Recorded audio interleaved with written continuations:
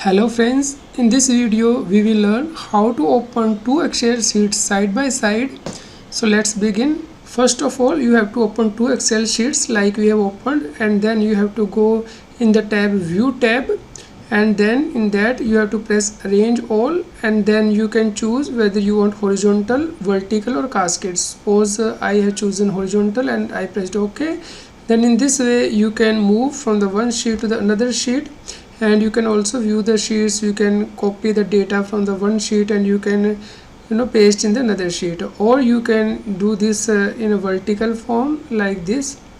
Like in this I want to copy these grades to the sheet number 1, and I have pressed this and I have done this. So it's a simple way to open two Excel sheets side by side by this view option and arrange all. Friends, suppose your one sheet is taking more space and other sheet is taking less space in your screen, so you can use tile options. Arrange all you have to press and then tiled.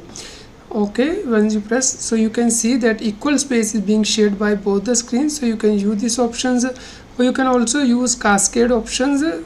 When you press OK, then you can see that the one sheet overrides the other. In this way you can do arrangement according to your choice, the portion that you want.